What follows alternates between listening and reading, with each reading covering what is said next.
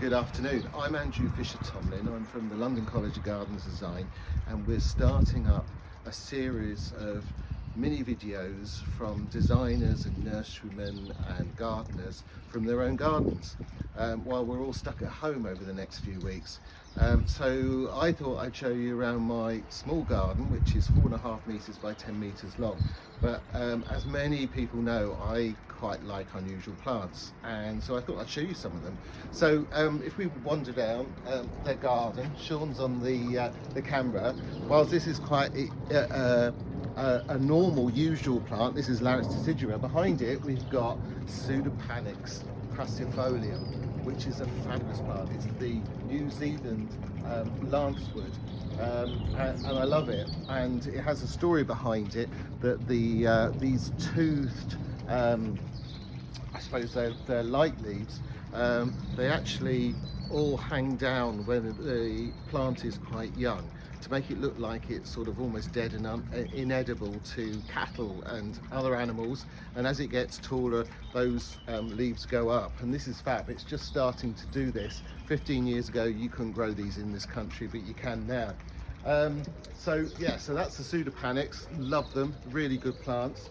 As we go down, interestingly, I've also got an interesting rose. I've got a couple of roses in the garden which are a bit unusual, and this is unusual because this is Rosa Dolly Parton. I can't imagine there's many Rosa Dolly Partons in this country, but it's exactly how you would imagine it. It's like red and deep and blousy, but it's fab. Love Dolly Parton, love this rose. So let's go down a bit. These are fabulous tree ferns that all came from Hampton Court. They were used in Hampton Court a few years ago, and I kept them. But behind it we have an Aralia alata, which is the Japanese Angelica. It's an amazing plant because it actually sort of drops all its twigs and things in the winter, so it doesn't look like much now, but when it flowers, it's amazing. You get these big plumes. Imagine sort of lots of gypsophila all over a tree, and all the bees are buzzing, and I stand here and you can just hear the bees. They're so amazing. So I love that tree. Going down, I'll just a brief glimpse of a border that's been redone at the moment, and I'm going to go even more tropical. And I just bought this plant this week. It's a Tetrapanix papyrifera, which was from creepers.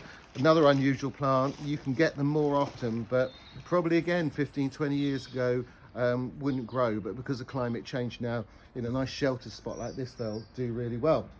So that's a new plant. This is a plant that came out of a skip at the Chelsea Flower Show 25 years ago, in the days when people used to chuck plants away at Chelsea, and it doesn't happen now. So this is a real throwback to Chelsea. It's Hamomela spinalis, so it's a weeping witch hazel. So we think of all those witch hazels like Arnold Promise and things like that, but this is a weeping one, and it's lovely.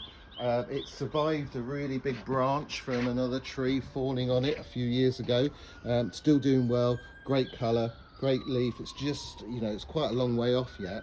Whereas something that is flowering at the moment is this. This is Acacia Provisioner, which is just the most fabulous plant, especially against the black of this Oxford Planters shed. I say it's an Oxford Planters shed, they made it specially for me. But this is quite a big plant. It's not really the greatest of plants for a small space like this. It grows quite big, and Brent Reed, our Australian director, who was over from Melbourne in September, he helped me prune it back, and we took about 2/3 off it, so you can see how big it goes. But what a plant for this time of the year. So that's really, there's some plant ideas for you, some more unusual ones. There's other things in here. I'm just looking over here. There's a Starix japonicus evening light.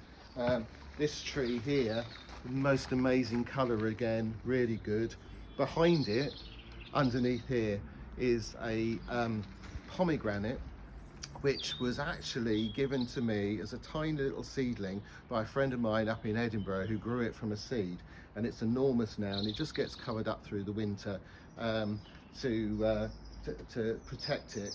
And I've got some really nice plants in the garden that people like Derek up in Edinburgh gave me.